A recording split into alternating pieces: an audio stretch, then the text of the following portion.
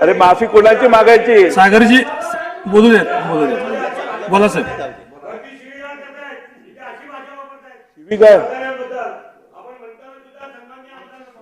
शिवीगाळीपर्यंत नाही आलेलं. घ्या साहेब आपण घ्या. मी पुन्हा सांगतो, यांनी कान उघडे ठेवावेत आणि शांतपणे ऐकावं. राज्याच्या माजी मुख्यमंत्री आणि सध्याचे उपमुख्यमंत्री यांच्या शहरातील आणि आपले नितीन गडकरी साहेब, मेट्रो कुणी आणली? नागपूरला मेट्रो नितीन गडकरींनी आणली, ह्याच्यात तर काही शंका नाही. मी काय म्हटलं, नागपूर शहरात उपमुख्यमंत्री आणि नितीन गडकरी साहेब यांचं शहर आहे, त्या शहरातल्या मेट्रोमध्ये कॅगने हे इश्यू काढलेत. त्यांनी दोघांनी केले असं नाही म्हटलो शेलार साहेब. त्यांनी नितीन गडकरींनी हा भ्रष्टाचार केला असं नाही म्हटलो. हा, तुम्ही इतकं घाबरू नका. असं काय प्रॉब्लेम नाही. नाही, मी जर मला आरोप करायचे तर त्यांना नोटीस दिली असती. आरोप नाही, देर इज नो आरोप. तुम्ही काय, मी पुन्हा पुन्हा ते बोलावं म्हणून तुम्ही हा प्रयत्न करताय अशी माझी शंका आहे. मी पुन्हा आरोप, हा त्यांचा डाव आहे, मी पुन्हा आरोप रिपीट करावेत हा उद्देश आहे, पण मी तुमचा आरोप यशस्वी होऊन देणार नाही.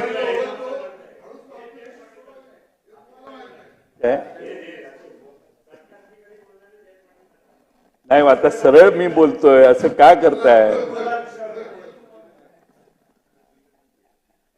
त्यामुळे या प्रोजेक्ट मध्ये अध्यक्ष महोदय MMRCL ने IL&FS ला अध्यक्ष महोदय मटेरियल ऍडव्हान्स दिला कोट्यावधी रुपयाचा ऍक्सिलरेटेड ऍडव्हान्स निविदा अटीनुसार अनुज्ञेय नसताना देखील मंजूर केला.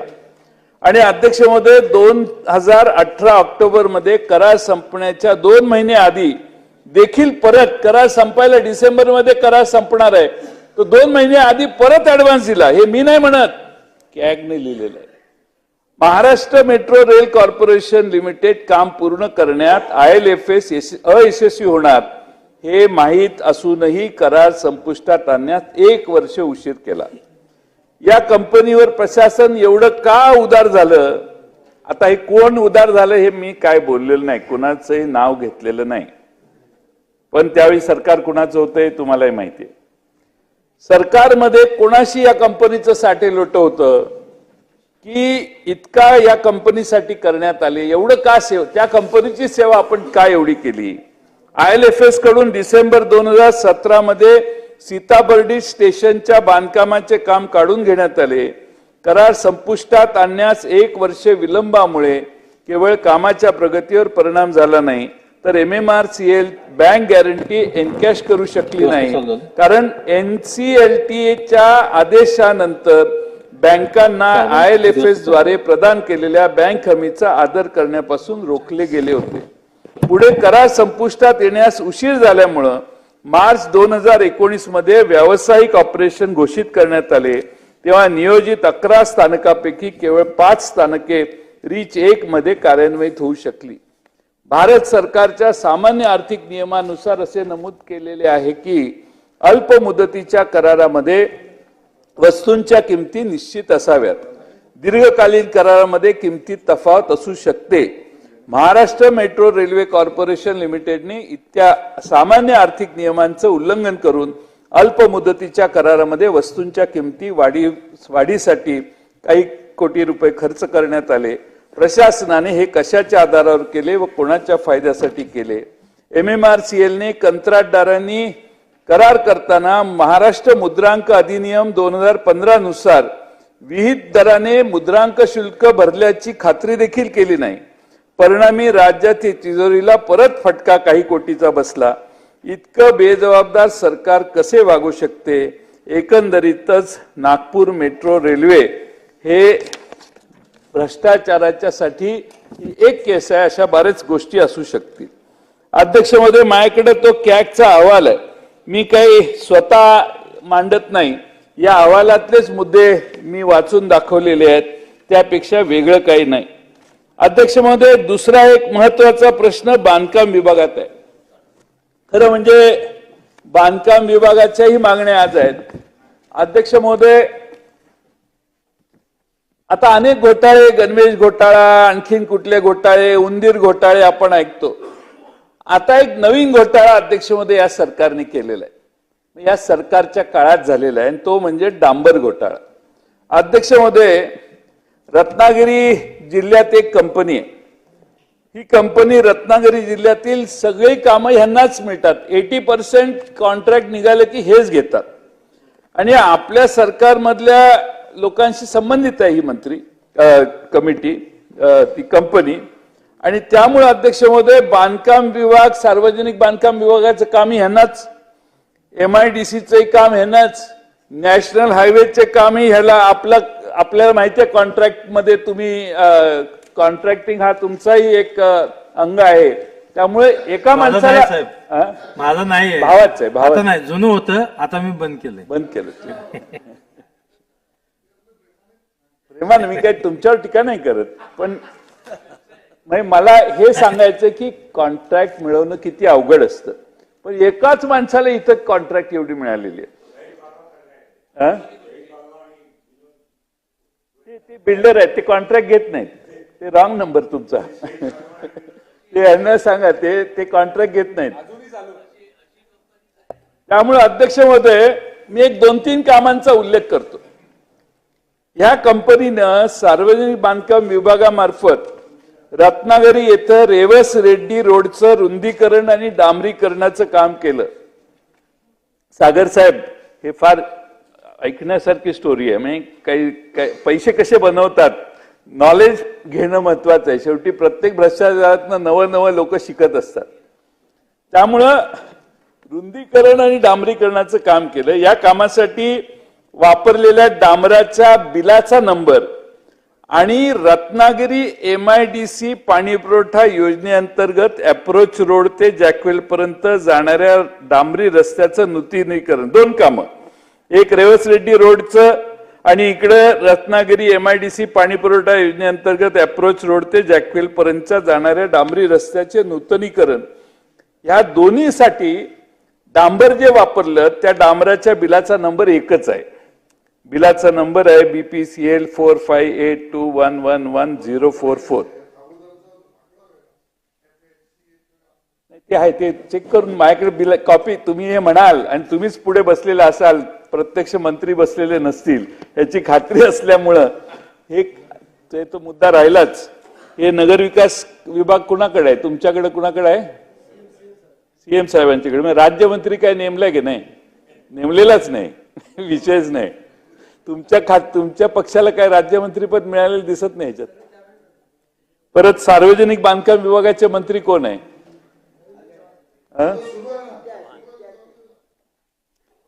जलसंपदा, आदिवासी विकास. बरं ठीक आहे, मी शेवटी बोलतो, ते माझं भाषण होईपर्यंत येतील. म्हणजे अध्यक्ष महोदय, माझ्याकडे बिल आहेत. या बिलामध्ये एक सेम बिल, हे बिल एका भारत पेट्रोलियम कॉर्पोरेशनचं, एक वापरलंय PWD मध्ये, आणि तेच बिल हे MIDC मध्ये वापरलेलं आहे. Same bill. बिलाचा नंबर जो आहे 4582165210, अशी बरीच बिल आहेत. मी एक उदाहरण सांगितलं. आणि अध्यक्ष महोदय, त्यामुळे मला आपणाला हे सांगायचंय की हे पहिलं उदाहरण आहे यातलं, की एकाच बिल. दुसरं उदाहरण सांगतो.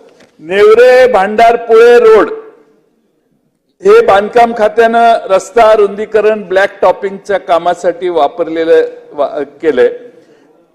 त्याच्याच बरोबर MIDC अंतर्गत रत्नागिरी पाणी पुरवठा योजना अंतर्गत हारचेरी जॅकवेल पर्यंत जाणारा अप्रोच रस्ता पुनर्डांबरीकरणाचे केलेल्या कामाचे डांबराच्या बिलाचा नंबर, हे दोन्ही कामाचा बिलाचा नंबर एकच आहे. BPCL 4582165210. म्हणजे या दोन्ही कामासाठी देखील एकच डांबर बिल वापरून पैसे काढण्याचं काम झालं. तिसरं उदाहरण अध्यक्ष महोदय, 23 साली एप्रिल 23ला उत्तर रत्नागिरी अंतर्गत उपविभाग क्रमांक 1 यांनी निवळी जयगड या रस्त्याचं कामासाठी वापरून संपवलेली डांबराची बिले ऑगस्ट 23 मध्ये मी एप्रिल 23ला एकदा बिलं वापरली, ती संपल्यावर ऑगस्ट 23 मध्ये अध्यक्ष महोदय कांटे ते वालखेड आणि अंतरावली ते कांटे rehabilitation and upgradation of national highway, old national highway 17 आता नॅशनल हायवे 66, या 2 राष्ट्रीय महामार्ग प्राधिकरणाच्या कामासाठी दाखवून त्यातही 8.5-9 कोटी रुपये डांबराचे, बाकीचं रस्त्याचं वेगळंच. त्यामुळे अध्यक्ष महोदय या दोन्ही कामासाठी न वापरलेल्या डांबराच्या बिलाचा माझ्याकडं तक्ताच आहे, याच्यात आहे माझ्याकडं, त्यात तुम्हाला मी ते दाखवेन. त्यामुळे अध्यक्ष महोदय आपल्या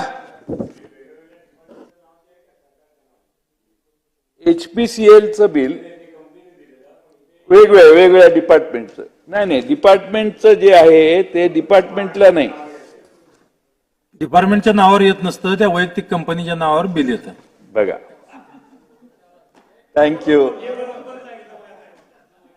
मी आपले शतशः आभारी आहे, नाहीतर ह्यांनी बोलूनच दिलं नसतं मला ह्याच्यात. मला मी अजून ते साहेबांनी सांगितलं ते. त्यामुळे घोटाळा कसा करण्यात आला त्याची कार्यपद्धती समजून घ्या. म्हणजे ह्याच्यात नॉलेज वाढण्यासाठी हे महत्वाचं आहे. यात महत्वाची बाब, त्यांना आश्चर्य वाटतंय की हे कसं हे करू शकले. त्यामुळे यात महत्वाची बाब म्हणजे अध्यक्ष महोदय, टेंडर मधील अटी व शर्तीनुसार ज्यावेळी अभियंता डांबराचा वापर दाखवतो त्यावेळी ठेकेदाराने दिलेल्या ओरिजिनल बिलावर क्रॉस करून कार्यालयाचा सही शिक्का मारून त्याची झेरॉक्स ठेकेदाराला इतर लेखा ठेवण्यासाठी परत द्यायची असते. ज्यावेळी डांबराचे बिले माहे एप्रिल 23 मध्ये उपअभियंता सार्वजनिक बांधकाम उपविभाग क्रमांक 1 यांनी वापरली, त्यावेळी बिल क्रॉस न करता ओरिजिनल डांबराची बिले ठेकेदाराला परत केल्याने तीच बिले ठेकेदाराने दुसऱ्या कामासाठी म्हणजेच राष्ट्रीय महामार्गावर वापरून न केलेल्या कामाच्या बिलाची रक्कम घेतलेली आहे. या सर्व कामात संगनमताने जवळपास 8.5-9 कोटी रुपयाचा अपार झालेला आहे. अध्यक्ष महोदय, ही 3 प्रातिनिधिक उदाहरणं मी दिली आहेत. या कंपनीने अशा प्रकारची शेकडो कोटीची कामं घेतलेली आहेत आणि पैसे काढलेले आहेत. आणि त्यामुळे अध्यक्ष महोदय त्या रत्नागिरी जिल्ह्यातले अनेक अधिकारी देखील यात सामील आहेत आणि तेही या भ्रष्टाचाराला तेवढे जबाबदार आहेत. अध्यक्ष महोदय, सरकारमधील लोकांनी रस्त्यावर वापरलेल्या जाणाऱ्या डांबरामध्ये भ्रष्टाचार करून सरकारचं तोंड काळं केलं असं म्हटलं तर वावगं ठरणार नाही. अध्यक्ष महोदय, संबंधित अधिकाऱ्यांवर व चौकी ठेकेदारावर फौजदारी गुन्हे दाखल झाले पाहिजेत. कंपनीने केलेल्या सर्व कामाची चौकशी करा. या प्रकरणाची गंभीर दखल घेऊन कंपनीवर दोषी अधिकाऱ्यांवर कडक कारवाई करा, अशी अध्यक्ष महोदय माझी आपल्याला अतिशय आग्रहाची आणि कळकळीची मागणी आहे. अध्यक्ष महोदय, त्या कंपनीचं नाव शेलार साहेब, त्या कंपनीचं नाव RD सामंत कन्स्ट्रक्शन कंपनी नावाची कंपनी आहे. त्यामुळं माझी आपल्याला विनंती आहे अध्यक्ष महोदय की या कंपनीची, मी त्यांचे मालक कोण आहेत काय आहेत ह्याचा तपशील आहे माझ्याकडे, पण मी मुद्दामून घेत नाही, पण किमान जे अधिकारी याच्यात सहभागी आहेत आणि ज्या कंपनीचे संचालक आहेत त्या कंपनीने रत्नागिरी जिल्ह्यात अनेक कामं घेतलेली आहेत आणि त्यामुळं माझी आपणाला विनंती आहे की याची चौकशी सरकारने करावी आणि आज उत्तराच्या भाषणात या सगळ्याची चौकशी करावी. सरकारला जर काही कमी पडत असेल तर कागदपत्र माझ्याकडे आहेत, ती मी त्यांना देण्याचं काम जरूर अध्यक्ष महोदय करेन. अध्यक्ष महोदय, आणखीन एक नवं काम आपल्या सरकारने केलेलं आहे आणि ते सरकारने काम जे केलंय ते म्हणजे काय, शेवटचा मुद्दा तो म्हणजे MSIDCL नावाची व्यवस्था निर्माण केली. ही MSIDCL ही कंपनी जी आहे या कंपनीला आता सध्या काही काम नाही. इथं समोर एक इथं समोर भक्तावार बिल्डिंग मध्ये ह्याचं ऑफिस आहे आणि तिथे एकच काय नाव मग सांगितलं दीक्षित म्हणून एक कोणीतरी अधिकारी तिथं MD किंवा प्रमुख आहेत.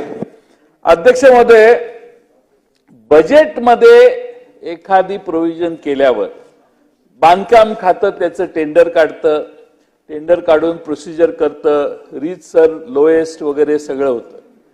पण अध्यक्ष महोदय, सरकारने ही बजेटच्या पैशातून बाहेर व्यवस्था हे सगळं डायव्हर्ट करायला किंवा बायपास करायला हे MSIDCLचा वापर सरकारने सुरू केलेला आहे. अध्यक्ष महोदय, एकेका मतदारसंघात 250, 350, 400, 500, 600 कोटीची काम आहे. तिथल्या जो प्रमुख आहे, समजा आता मी इस्लामपूर मतदारसंघाचा आमदार आहे, मग माझ्या मतदारसंघातलं काम आहे तर मी यांना फोन केला MSIDCLला की आमच्या ला दे काम, किंवा तो तिकडे गेला की अधिकारी वर्ग 3% खातात. रेटच आहेत, मी तुम्हाला अधिकृत रेट सांगतोय. 6 ते 10% माझ्यासारखा फोन करणारा घेतो आणि पहिल्या 2-3 ह्याच्यात 25% त्याला परत द्यावे लागतात. हे 3% आणि हे 12, 13, 14% हे अध्यक्ष महोदय द्यावे लागतात. मग काम तिकडे सुरू होतं. त्यामुळं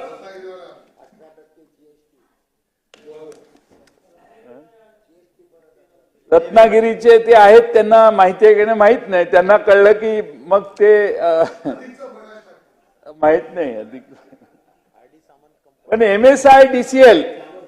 MSIDCL ही कंपनी महाराष्ट्रात कशासाठी काढली आहे? जे टेंडर काढलेले आहेत सागर साहेब, बांधकाम खात्याकडे एवढी मोठी यंत्रणा आहे. बांधकाम खात्यानं आता 65,000 कोटी रुपयाची बिलं द्यायचं राहिलेलं आहे. जी कामं केली, सगळ्या आमदारांना खुश करण्यासाठी जी कामं धरण्यात आली, आपल्याला माहिती आहे की नाही माहित नाही. आता अजितदादांनी अर्थसंकल्पावर उत्तर दिलं, त्यांना प्रश्न विचारायची संधी दिली असती तर प्रकाश पडला असता.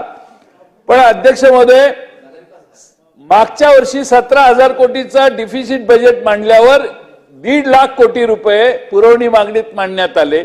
आता यावर्षी 20,000 कोटीचा रेव्हेन्यू डिफिसिट आहे आणि आमच्या लाडली बहिणांचे 36,000 कोटी रुपये सरकारने बजेटरी प्रोव्हिजनच केली नाही.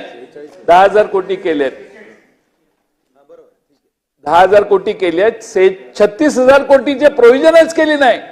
म्हणजे बजेट हे 20,000 अधिक 36,000 म्हणजे 56,000 कोटी रुपये महसुली तूट आजच बजेटमध्ये आहे. अध्यक्ष महोदय, हे जे सरकार सांगते ना की तुम्हाला ऑगस्ट मध्ये अर्ज करा, तुम्हाला 1 जुलै पासूनचे पैसे देतो, ते ऑक्टोबर पर्यंतच. ऑक्टोबर नंतर ह्यांचा दिवा लागणारच आहे. ऑक्टोबर मध्ये ऑगस्ट मध्ये एक पेमेंट करणार आणि ऑक्टोबरला ऐन इलेक्शनच्या आधी 15 दिवस आधी ह्यांचं पेमेंट जाणार.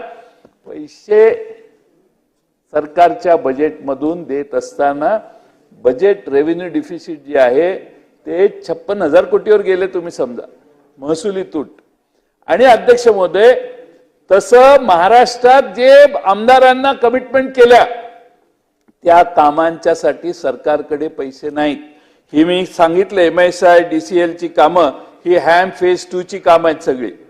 आणि त्यामुळं महाराष्ट्रामध्ये अध्यक्ष महोदय प्रत्येक आमदाराला जी कमिटमेंट दिली आहे, माझं तर सभागृहातल्या सदस्यांना विनंती आहे की मागच्या वेळी ज्या कमिटमेंट तुम्हाला मिळाल्या त्या कमिटमेंटवर ह्या बजेटमध्ये किती अमाऊंट दिलेली आहे हे जरा तपासा.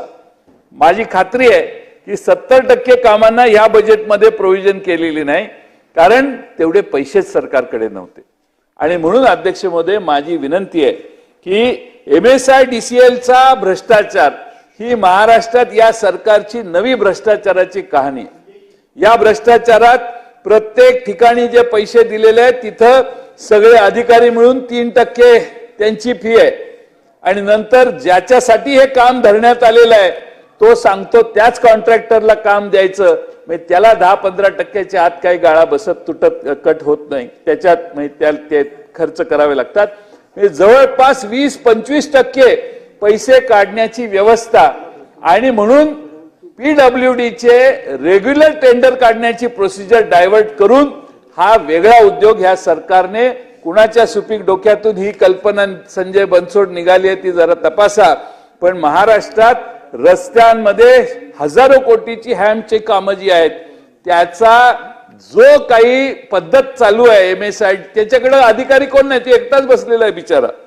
पण तो मंत्रालयातल्या सचिवापेक्षा स्ट्रॉंग झालेला आहे. तो माणूस जो आहे त्याच्या खाली इंजिनियर आहेत, स्टाफ आहे, 200 माणसं आहेत, 300 माणसं, अशी काही भानगड नाही. तो डायरेक्ट टेंडर काढतो. तुम्ही त्याला सांगायचं ये काम इसको भेज रहा हूं, इसको दे दो, तो जातो, जो भी है लेना देना होता है, बाद में उसको वर्क ऑर्डर मिलती है. मग परत फिरून त्या ज्याने फोन केलेला त्याला पण द्यावं लागतं. त्यामुळे अध्यक्ष महोदय, महाराष्ट्रात रस्ते विकास महामंडळात हा मोठा रस्ते विकास म्हणतोय, MSIDCL हे नवी व्यवस्था जी तुम्ही तयार केलेली आहे, ही महाराष्ट्रातल्या बजेटची रस्त्याची कामं बाहेरून करून घेण्यासाठी काढलेली ही योजना आहे. आणि त्यामध्ये प्रचंड भ्रष्टाचार चालू आहे आणि याचे रेट आता बाहेर पडलेले आहेत. सगळ्यांना माहिती आहे की यांचे रेट किती आहेत. त्यामुळं एवढा मोठा भ्रष्टाचार हा महाराष्ट्रात चालू झालाय. अजून आत्ताच हे MSIDCLचं नवी व्यवस्था आहे. ही व्यवस्था जरा सरकारने आपली चेहरा वाचवायचा असेल, भ्रष्टाचारापासून मुक्तता आहे, आम्ही भ्रष्टाचार करत नाही सांगायचं असेल, तर ही MSIDCL कडे दिलेली व्यवस्था सगळी PWD कडे वर्ग करा आणि त्यांची टेंडर काढून पारदर्शी पद्धतीनं ही टेंडर घ्या.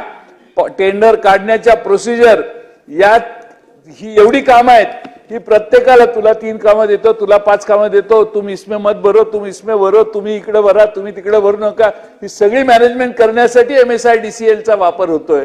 आणि त्यामुळे अध्यक्ष महोदय, प्रचंड भ्रष्टाचार या हॅमच्या योजनेमध्ये टेंडर अलॉटमेंटच्या मध्ये व्हायला लागलाय. आणि म्हणून माझी आपल्याला विनंती आहे की MSIDCLचं काम हे पुन्हा महाराष्ट्र सरकारकडे वर्ग करून दाखवावं. तेवढी हिंमत बांधकाम खात्याच्या मंत्री महोदयांनी दाखवावी. आम्ही काय विरोधी पक्षात आहे, आम्हाला डोळ्या देखत दिसतंय की सकाळी 6 वाजता मतदान, 7 वाजता मतदान सुरू झालं तरी 500 आणि 1000ची पेमेंट डोळ्या देखत होताना आम्ही सगळ्यांनी बघितलेली आहे. म्हणजे एवढा धडधडीत निवडणुकीत भ्रष्टाचार आम्ही कधी बघितला नाही. दिवसा ढवळ्या सकाळी घरात 5,000 हजार रुपयाची पाकिटं महाराष्ट्रात वेगवेगळ्या ठिकाणी वाटण्यात आली. आणि त्यामुळे अध्यक्ष महोदय, हा काळा पैसा बाहेर निघण्याची व्यवस्था तुम्ही थांबवा अशी आमची विनंती आहे. यात गुगल, ते तर नवीन टेक्नॉलॉजी आहे. टेक्नॉलॉजी जशी वाढेल तसं विरोधकांच्या समोरचं चॅलेंज वाढते. आता गुगल पेमेंटने देखील गुगलवर पेमेंट व्हायला लागले. मला माहित नाही कुठं झालं, ते प्रॉम्प्ट केलं म्हणून मी सांगितलं. पण 5,000 रुपयाची पाकिटं करून प्रत्येक घरात देणे, सकाळी 6-7 वाजता मतदार मताला जातो, 500 रुपये टेबलवरच 500 रुपये 1000 रुपये देण्याचं काम. म्हणजे या महाराष्ट्रात लोकशाहीच्या पूर्णपणाने ठिकऱ्या उडवण्याचं काम, लोकशाही पूर्णपणाने बदनाम करण्याचं काम, लोकशाहीला धाब्यावर बसवण्याचं काम हे महाराष्ट्रात अनेक ठिकाणी झालं. आणि ते कुणी केलं हे महाराष्ट्रातल्या जनतेला माहिती आहे. आणि त्यामुळं तरी देखील त्या महाराष्ट्रातल्या जनतेनं आमचे 31 खासदार निवडून दिले. त्यामुळं त्या महाराष्ट्रातल्या जनतेचे समजूतदारपणाबद्दल जेवढे आभार मानावेत तेवढे थोडे आहेत. आणि काही जणांना असं वाटतं की पुन्हा आपण तेच करून पुन्हा निवडून येऊ. पण महाराष्ट्रातल्या सुजाण जनतेवर आमचा विश्वास आहे. त्यांना माहिती आहे की या महाराष्ट्रामध्ये योग्य पद्धतीनं महाराष्ट्र चालवायचा असेल तर पुन्हा आपल्याला महाराष्ट्राच्या सरकारमध्ये बदल करण्याची गरज आहे. शेवटी आशिष शेलार आमचे, तुम्हाला तर कधी मंत्री करणार हे? योगेशजी, मला तुमच्या आपली मैत्री आहे. आमचे तापकीर साहेब तुमची 3 टर्म झाली की नाही? 3 टर्म तेच.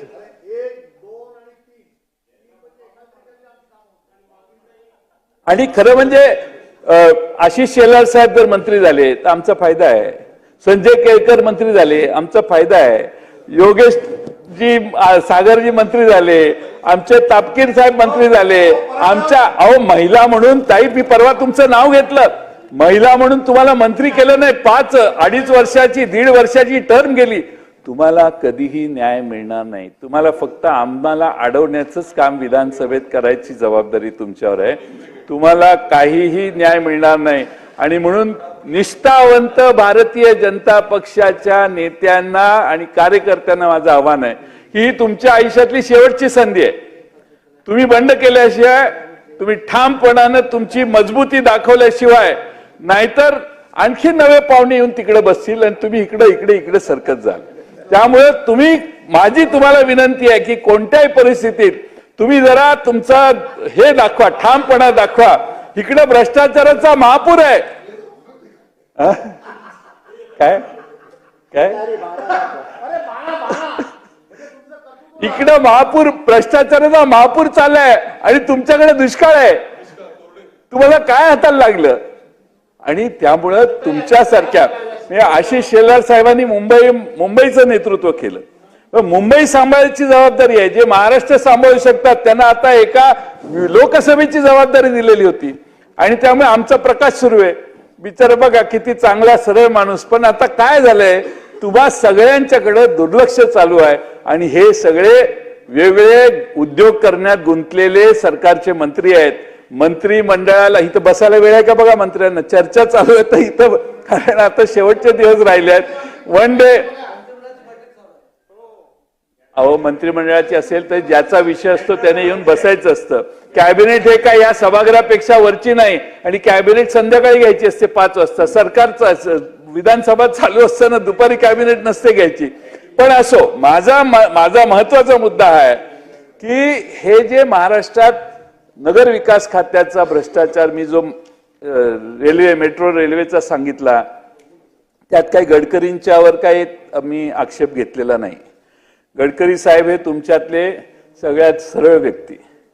अनेक खासदारांना ते पंतप्रधान व्हावेत असं मनापासून वाटतं, पण बोलायची छाती नाही. त्यामुळे गडकरींचा प्रश्न वेगळाच आहे. पण एक चांगला नेता, दिल्लीत जाऊन बसलेला, आणि महाराष्ट्रातच नाही तर देशात त्यांची लोकप्रियता आहे खासदारांच्यात, भारतीय जनता पक्षाच्या खासदारांच्या 240 मध्ये. त्यामुळे त्यांचा विषय नाही. पण नागपूर शहरात झालेली मेट्रो आहे म्हणून अतिशय चांगली मेट्रो आहे, पण ह्या ज्या त्रुटी ह्या कॅगने काढल्यात, हा महत्वाचा गंभीर विषय आहे. डांबराचा प्रश्न, डांबर घोटाळा हा एक नवा प्रश्न महाराष्ट्रात शिकवलाय. रत्नागिरीकरांनी महाराष्ट्राला आता हा ज्ञान दिलेलं आहे. त्यामुळे तो एक आहे. आणि MSIDCL मध्ये झालेला घोटाळा आणि चालू असणारा घोटाळा हा थांबवण्यासाठी सरकारची हिंमत असेल तर MSIDCL कडे दिलेली कामं पुन्हा PWDच्या प्रोसिजरने टेंडर काढून देण्याचं काम महाराष्ट्रात सुरू करावं, एवढीच माझी आग्रहाची विनंती करतो. धन्यवाद. सन्मान्य सदस्यांना परत एकदा विनंती आहे.